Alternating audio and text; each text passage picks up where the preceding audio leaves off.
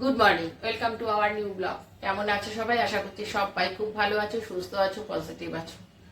আজকে মোটামুটি 7:20 বাজে উঠে গেছি। উঠে প্রতিদিনই যাই, মানে বিছানা ছাড়িয়ে একটু দেরি করে। তো আজকে উঠে গেছি কারণ ছেলের জন্য টিফিন করব, রুটি করব। কারণ বাঁধাকপির তরকারি কালকে যেটা করেছিলাম অল্প একটুখানি ছেলের জন্য তুলে রেখেছিলাম, তো ওটা দিয়ে রুটি দেবো খেতে। তাই জন্য তাড়াতাড়ি করে উঠলাম। আর কি চা করা হয়ে গেছে, তোমাদেরকে দেখিয়ে দিলাম। এই হচ্ছে সকাল, মানে মেয়েদের জীবনটা কি। আমি সেই উঠেছি, ওঠার থেকে খালি একটাই চিন্তা করছি, সকাল থেকে শুরু হয় কাজ, সারাদিন কাজ করো, করে রাত্রেবেলায় ওইটুকু টাইম তুমি শো। আবার ঘুমটা চোখটা খুলেই তোমাকে চিন্তা করতে হবে কি টিফিন, মানে ঘুমাতে যাওয়ার আগেই চিন্তা করে নিতে হয় কি টিফিন করব, কি দেবো, কাকে দেবো, দুপুরে কি রান্না করবো, সবটা। এখন নিজেই কাজ করছে, নিজেই হাসছি। খানিক্ষণ ব্যালকনিতে গিয়ে দাঁড়িয়েছিলাম, নিজেই হাসছি কি জীবন মেয়েদের, সত্যি কথায়। এই সকালবেলায় উঠলাম, শুরু হলো সেই বিছানায় যেতে যেতে মোটামুটি রাত্রেবেলা অন্তত 11টা বেজেই যায়। সমস্ত কাজ সেরে টেরে খাই আর না খাই, কালকে রাত্রেবেলায় তো আর ডিনারের তোমাদের কিছু দেখাইনি, কারণ আমি খেতেই বসিনি। কালকে বিকেলবেলায় হয়ে গেছে, বিকেলেও না, ঠিক 9:45টার সময় না আমার খুব খিদে পেয়েছিল, মুড়ি খেয়ে নিয়েছি। দিয়ে আর রাত্রেবেলায় কিছুতেই খেতে ইচ্ছে করলো না। তো আর ছেলের জন্য পরশু দিন চিকেন বানিয়েছিলাম, ওটা রেখে দিয়েছিলাম। ও ওই চিকেনটা দিয়ে ভাত খেয়ে নিয়েছে। ওর বাবা যেন মাছ ছিল, তরকারি ছিল, ওটা দিয়ে খেয়ে নিয়েছে। তো খেলে হবে কি, তার আগে যে কতগুলো বাসন ছিল সেই বাসন টাসন মেজে টেজে তারপরে গেছিলাম। তো ছেলের বাসনটাও তখন আমিও বাসন মাজছিলাম, ছেলে খাওয়া হয়ে গেছে, বাসন টাসন মাজা হয়ে গেছিলো। তো মেজে টেজে রেখে দিয়েছিলাম, সকালবেলা ওগুলো উঠে পরিষ্কার করে জায়গাটা মুছলাম, কারণ আমি তো স্ল্যাবেই টুপি করি। তো সারটা দিয়ে ভালো করে মুছে নিলাম। তো চলো, এই হচ্ছে জীবন। তাই ভাবি যে বাবা, লোকে বলে বিয়ে করো, বিয়ে করলে শান্তি, আবার বিয়ে করলেও দেখছি না কোনো শান্তি নেই। সত্যি কথাই এখন না বিরক্ত লাগে। আর আমার কি বলতো, বিয়ের বউ ভাতের পরের দিন থেকে আমি রান্নাঘরে এসে, মানে লোকে বলে না যে বউ ভাত, অন্তত বিয়ে যতই কাজ থাকুক না কেন, বিয়ের পর অন্তত 2-4, মানে অন্তত 2-3 সপ্তাহ যেন সে ভালো। আমি বউ ভাতের পরের দিন থেকে, বউ ভাতের দিন থেকেই আমি হেসেলে ঢুকেছি।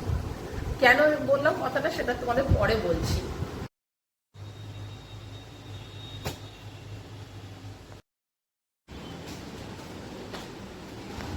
একটু বাঁধাকপির তরকারি আর সুজি ছিল, ওইটা নিলাম। 10:30 বাজে। আজকে এতক্ষণে আমি টিফিন নিয়ে বসলাম। একজন ছুটি নিয়েছে, কতগুলো কাজ আছে, এই বেরোলো, তারপরে আমি টিফিন নিয়ে বসলাম। বাঁধাকপির তরকারি ছিল, ওইটা নিয়েছি। আর পরশু দিন একটু সুজি করেছিলাম, মিষ্টি সুজি, ওটা খানিকটা ছিল, এবার নষ্ট হবে ওইটাও নিয়ে নিলাম। আগে বোন গেছে ডাক্তারের কাছে রিপোর্ট আনতে। ডাক্তারের কাছে যায়নি, হাসপাতালে গেছে আমার রিপোর্ট আনতে। আমি কিছুদিন আগে ডাক্তার দেখাতে গেছিলাম, ডাক্তার দেখিয়েছি, নতুন একজন ডাক্তারকে দেখিয়েছি। তো আগের রিপোর্ট নিয়েই গেছিলাম। তো আগের রিপোর্টগুলো উনি দেখেছে, দেখার পর উনি আর কি সেরকমভাবে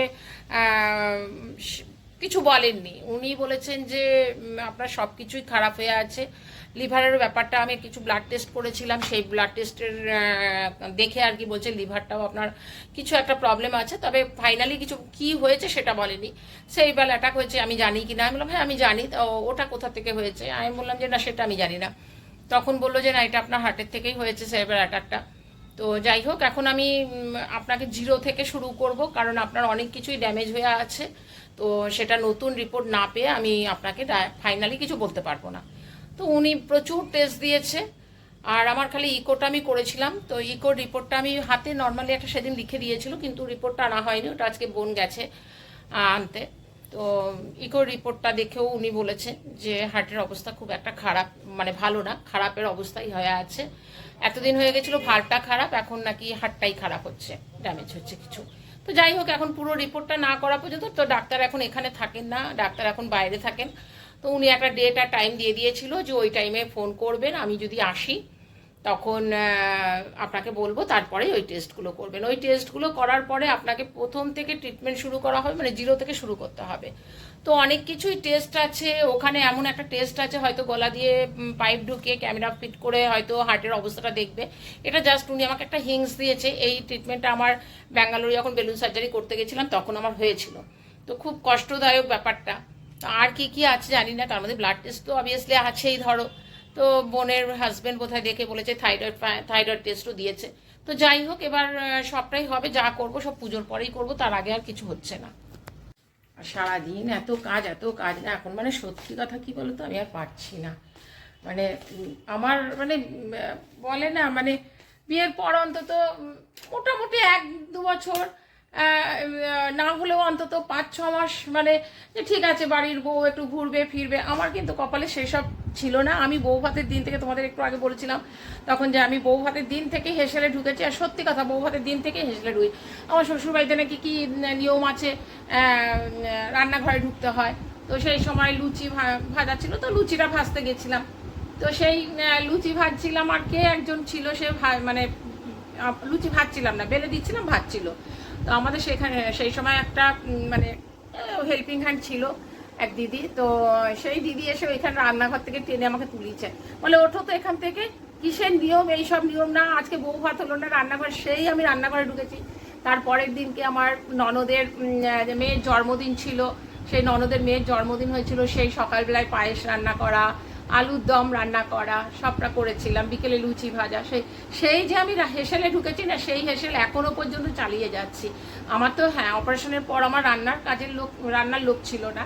হ্যাঁ, হেল্পিং হ্যান্ড একজন ছিল। তো সেই হেল্পিং হ্যান্ডও মোটামুটি আজকে অনেক বছর, মোটামুটি 14-12 বছর ধরে আমার কোনো হেল্পিং হ্যান্ড সেরকমভাবে নেই। কখনো দরকার হলে কাউকে নিয়ে আসি, 1 মাস করাই, আবার চলে যেতে বলি, আমি রাখিনি সেইভাবে। এখন আর সত্যি পাচ্ছি না। আর আমার বিয়ের পরে কি বলতো, মানে আমার যে বরের হাজব্যান্ডের সাথে ঘুরতে যাব, আমি সেটাও কোনো দিন যাইনি। মানে এটা খুব মানে বাস্তব কথা বলছি, কোনো দিন না। কারণ কি, আমার শাশুড়ি একদম মানে সেরিব্রাল অ্যাটাকের পেশেন্ট ছিল, তো একদম বিছানায় শয্যাশায়ী মোটামুটি ছিল। ওই বাথরুম টাথরুমে নিয়ে যেতে হতো, উনি বসতে পারতেন না, উনি দাঁড়িয়েই টয়লেট করতেন। ওনাকে মানে শাড়িটা ধরে দাঁড়িয়ে থাকতে হতো, টয়লেট করাতো, মোছানো, চান করানো, পটিতে বসিয়ে দাও, আমার টোটালটাই করতে হতো। মানে খাবারটা হয়তো বেড়ে দিয়ে দিলে উনি হয়তো কোনো রকমের প্রথম দিকটা একটু নিজে হাতে খেতে পারতো, তারপরে সেটাও আমাকে চামচে করে খাওয়াতে হতো। তো সেই জন্য আমার বিয়ের পর থেকে যে আমি হাজব্যান্ডের সাথে কোথাও বেরোবো বা ঘুরতে যাব, আমি কোনো দিন না। এমনকি প্রথম বছর পুজোতেও আমি, মানে বিয়ে 2 মাস পর আমার পুজো ছিল, আমি পুজোতে সারা পুজোটা আমি ঘরে বসেই কাটিয়ে দিয়েছিলাম। তো এইভাবেই আমার চলেছে। তো সেইভাবে আমি যে হাজব্যান্ডের সাথে ঘুরতে ফিরতে যাব, সেই রকম কিচ্ছু পাইনি। তো এমনকি আমি যখন আমার প্রেগনেন্ট হলাম, তখন যে আমাকে নিয়ে যাওয়া বাপের বাড়িতে, আর আমি 6 মাসের মধ্যে আমি বাপের বাড়িতেও চলে গেছিলাম। কারণ আমার শাশুড়িকে নিয়ে বাথরুমে যাওয়ার পরে শাশুড়ি মাথা ঘুরে আমার পেটের ওপরেই পড়ে গেছিল। দিয়ে মোটামুটি একদিন পুরো মানে আমি বুঝতেই পারছিলাম বাচ্চা আমার নড়ছে না। তারপর যাই হোক, আমার এক দাদা ছিল, সেই দাদা মানে আমার হাজব্যান্ডেরই বন্ধু, সেই দাদা আমার শাশুড়ি সবাই বললো আগে পাঠাও ওকে, কারণ এই অবস্থায় ওর যদি কিছু হয়ে যায় তাহলে মুশকিল হয়ে যাবে। তো কাজের একটা লোক ছিল 24 ঘন্টা, তো তাকে রেখে দিয়ে আমি ওই বাপের বাড়িতে ছিলাম। ওই বাচ্চা হবার 1.5 মাসের মতন ছিলাম, তারপরে আমি চলে এসেছিলাম। তো সেই থেকে না আমি এইভাবেই চলছি। মানে কোনোদিন আমি হাজব্যান্ডের সাথে ঘুরতে, এমনকি সেই সময় যখন ডাক্তার দেখানো, বা আমার আবার হঠাৎ করে রোগটা যখন দেখা দিল 2006-এ, তখন মানে ওই আমাকে হয়তো আমার হাজব্যান্ড নিয়ে যেত, কাজের লোকটা থাকতো, আমাকে হয়তো ইয়েতে নামিয়ে দিত, শিয়ালদায় নামিয়ে দিত, আমার মা আর বাবা আসতো, এসে আমাদেরকে নিয়ে নিত, আবার ও ওখান থেকে ব্যাক করতো, যেহেতু শাশুড়ি ছিল। মানে খুব কষ্টেই দিন গেছে আর কি, সবটা করেছি সবটা। মানুষ ধরো একদম যদি বিছানায় বসে থাকা, তাহলে তার উপরে ধরো সবটাই করতে হতো না। তার চোখের ওষুধ দেওয়া ছিল, তাকে টাইমে টাইমে ওষুধ খাওয়ানো, সবটাই নিজে হাতে করেছি। তো সেই জন্য না এখন আর হাঁপিয়ে উঠছি। এখন মনে হয় যেন নিজের শরীর খারাপ, তো এখন তো কোনো কাজের লোকও রাখতে পারছি না, কিছুই না। কিভাবে চলছি সে একমাত্র আমি জানি, আর ওই ঈশ্বর। মানে আমি বলি না যে ঈশ্বর বোধহয় আছে আমার ওপরে, সেই জন্য আমি এখনো বেঁচে আছি। আর খাওয়া দাওয়া নিয়েও অনেকে ধরো বলে যে আমি এটা খাচ্ছি ওটা খাচ্ছি। দেখো, খাওয়া দাওয়া তোমাদের আগেই বলেছি, আমি কিন্তু টোটাল আমার সবজি খাওয়া বন্ধ ছিল। তবে হ্যাঁ, এইবার ডাক্তারের কাছে যাওয়ার পরে আমাকে বলেছে বাঁধাকপি, ফুলকপি, অড়হর ডাল, বিউলির ডাল আর কচু খাবে না, বাকি সমস্ত সবজি তুমি খাও। এখন অল্প অল্প খাও, তারপর রিপোর্টগুলো করার পরে আমি দেখছি। আর তেল বেশি খাচ্ছি, পেঁয়াজ রসুন, পেঁয়াজ রসুন তো আমাকে বারণ করেনি, 1 নাম্বার। দ্বিতীয় কথা হচ্ছে তেল বেশি খাওয়া যায় না, তেল যতটা দরকার ততটুকুই। তবে হ্যাঁ, আমি তো দেখেছো একটা মাছের ঝোল ভাত খাই, আর না হলে আমি সেদ্ধ ভাত খাই। তো সেদ্ধ ভাত খেলে তো আর তেল বেশি খায় না। একটা মাছের ঝোল যখন সবজি দিয়ে করি, তখন হয়তো একটুখানি তেল বেশি হয়তো কারো কারো লাগে। তবে হ্যাঁ, এটাও ঠিক, আমি যে রান্না করছি ব্লগে দেখাচ্ছি বলেই যে আমি সেটা দিয়েই ভাত খাচ্ছি, সেটাও কিন্তু নয়। আমি অনেক সময় প্লেটে নিয়ে পরে আমি এটা হয়তো বাঁধাকপির তরকারিটা নেই, সেটা আমি সাইড করে যাই, কারণ তো সবাই তোমরা জেনে গেছো আমি বাঁধাকপি খাই না। তো ঠিক আছে, চলো এভাবে চলছে, দেখা যাক কি হয়। কালকে একটু মূল্য বেগুন সব দিয়ে একটুখানি সবজি করেছিলাম, এটা একটু গরম করলাম, আর বাঁধাকপির তরকারি করেছিলাম মাছের মাথা দিয়ে, ওটা গরম করলাম, আর ডালটা সোমবার দিলাম। ইয়ে কী বলো তো, আমার তো অ্যারেঞ্জ ম্যারেজ হয়েছে, পেপার দেখেই বিয়ে ঠিক হয়েছিল আমার। তো যেটা আমি বিয়ের পরপরই জানতাম, আমার শ্বশুরবাড়িতে একমাত্র আমার হাজবেন্ডের মত ছিল বলেই কিন্তু আমার বিয়েটা হয়েছে। আমার মানে ফ্যামিলিতে, মানে আমার শ্বশুরবাড়ির যে ফ্যামিলি, তারা কেউই আমাকে পছন্দ করেনি বলতে এটা নয় যে দেখতে খারাপ বা কিছু, সেই সবে নয়। তারা হয়তো তাদের দিক থেকে চিন্তা করেছে যে, কারণ আমার তো রোগটা অনেক দিনের পুরনো রোগ, আর আমার বিয়ের আগে অপারেশন হয়ে গেছে, সেটা আমার হাজবেন্ড জানতো, আমার মামাতো ননদ তার হাজবেন্ড ফেস করতে হয়েছে। কিন্তু হ্যাঁ, একটা দিক যে আমার শাশুড়ি যেরকম বিছানায় শয্যাশায়ী ছিল না, মানে মৃত্যুর দিন কিন্তু, মানে আমি ঘুম থেকে উঠেছি 3:30টার সময়, আমার ছেলেকে একটা আম কেটে, আমার আমটা দিয়ে কেটে ওকে বসিয়ে দিয়ে, জ্যৈষ্ঠ মাসে মারা গেছিলেন এমনি, মে মাসে আমার ছেলেকে বসে, তোমার ছেলে 4.5 বছর বয়স, তখন শাশুড়িকে গিয়েই দেখতে পেয়েছিলাম এমনভাবে রাস্তার দিকে একদম উলঙ্গই থাকতো, মানে চাদর ঢাকা দিলাম, পুরো বেড স্তলে ভর্তি হয়ে গেছিল।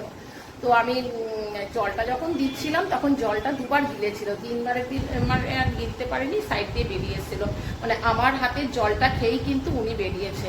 হয়তো উনি কথা বলতে পারতেন না ঠিকভাবে, কিন্তু লাস্টের দিকে তো কথা একদম বন্ধই হয়েছিল, কিন্তু মারা যাওয়ার সময় না আমার মুখের দিকে তাকিয়ে আছে, মানে অনেক কিছু বলতে চাইছে, বলতে পারছে না, আমার হাতে জলটা খেয়েই কিন্তু উনি মানে শেষ নিঃশ্বাস ত্যাগ করেছেন। ওইটাই আমার শ্বশুর শাশুড়ির ফটো ওনারা।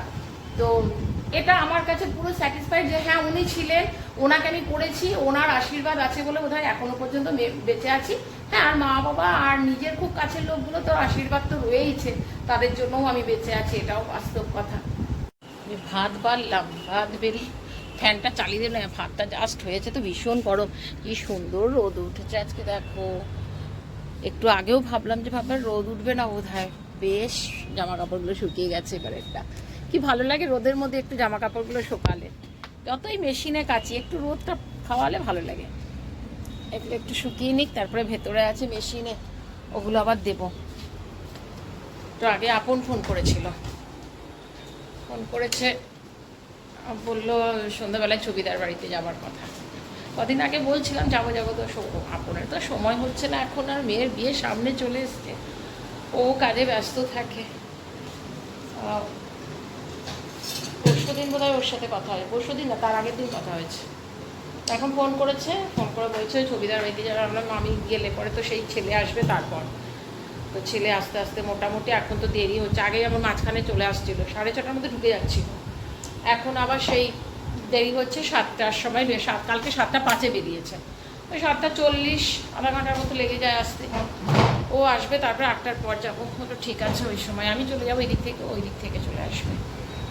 চলো ভাত নিয়ে বসলাম, ডাল করেছি, তোমাদের তো দেখালাম, তখন ডালটা সোমবার দিয়েছি, ডাল নিয়ে নিই। আর আমার জন্য এই সবজিটা কালকে করেছিলাম, মূলো আলু বেগুন টেগুন দিয়ে, ওই সবজিটাই মাছের মাথা দিয়ে, এটা আছে, এটা দিয়ে খাবো।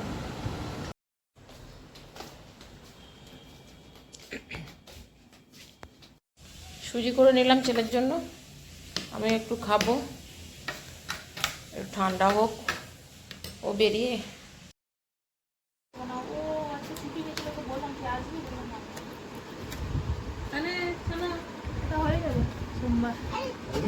ওনার সিদ্ধান্ত আগে বলুন, ওনার সিদ্ধান্ত তো এখন অব্দি হ্যাঁ বলছে, সিদ্ধান্ত আগে বলুন। ছবিদার বাড়িতে আসলাম, সকালবেলায় আমাকে আপন বলেছে, ছবিদা নাকি বলেছে আগে বিকেলে যেতে। আমরা এসছি, এসে এখানে একদম পুরো সারপ্রাইজ, হিমানিদের বাদ দিয়ে, তাই জন্য ঢেকে পাঠিয়েছে। আর আমিও ঢুকেছি, ওর বড় মেয়েও ঢুকেছে, কেক টেক নিয়ে, জানলাম, আমাদের বলেনি। বলো এটা কি উচিত হয় বলো? সারপ্রাইজ। আর এটা চুড়িদার, আমরা কোনোদিন চুড়িদার পরে না, আমরা অনেকবার বলেছি যে চুড়িদার পরে, চুড়িদার, আজকে মেয়ে নিয়ে এসছে চুড়িদারটা, ভালো লাগছে বলো? কিছুতেই চুড়িদার, সবসময় শাড়ি পরে, আমরা কত বলি যে না চুড়িদার পরো না, চুড়িদার পরলে যেখানেই যাই না কেন, মোটামুটি এখন 3জন একটুখানি ঘোরাফেরা, আমরা 2-3 জনের হচ্ছে আর কি। তো ঠিক আছে, চলো কেক কাটবে, সেটার ভিডিও তোমাদের পোস্ট করছি। কোথা থেকে বার করলি? কোথা আমি করে জানি, তোমার থেকে বেরোবো মঙ্গলবার থেকে। চলো কেক কাটো।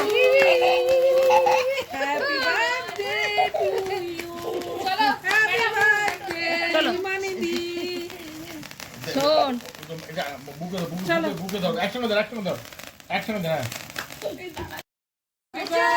হ্যাপি বার্থডে টু ইউ, মোটামুটি কাটো। Happy birthday to you. Happy birthday, happy birthday, happy birthday to you. বার কর। শোনা শোনা এদিকে দে। একটু দেখে মানে জেনে মানে বাঁধাকপি কাট। ছবিটা যাবেন না, খাইয়ে দিয়ে যা। এ বাবা হাতেই তো খাওয়াবে। সব তুই লাফা কর, ওই দেখ মুখে তোমাকে দিচ্ছেন, মুখে নাও না। Very good. চলো একটু দে, তোমরা একটু নাও না, ওই তো। এই নাও, এখান থেকে নাও। গুড ছানা। আচ্ছা এবার তুমি গুড্ডুকে খাওয়াও। হঠাৎ করে সারপ্রাইজ পাওয়াটা ভালোই লাগে।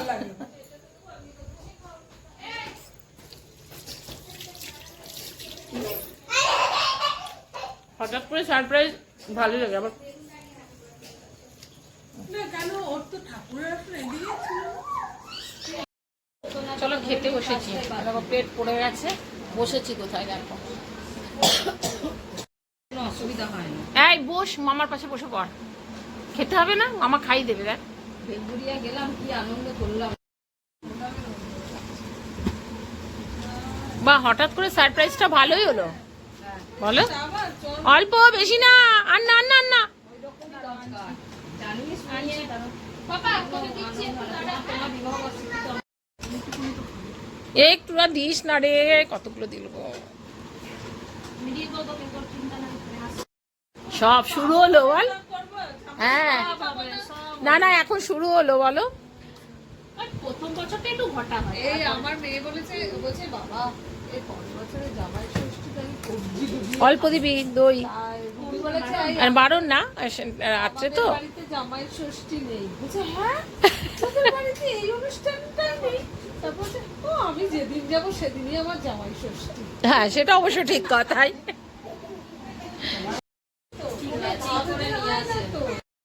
তুই মুন্নি অফিস থেকে আসলো, এসেই শুরু করলো।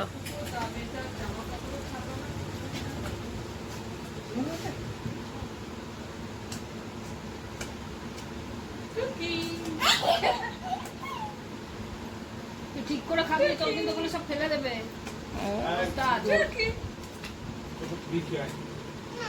ও বসে থাক না, মামার সঙ্গে খেলে খাও। মুখে নিয়ে নাও, মুখে নিয়ে নাও। তুলে দিয়ে নি, যদি লাগে তো নিয়ে নেবো। ও পাতের ধরেই থাকবে।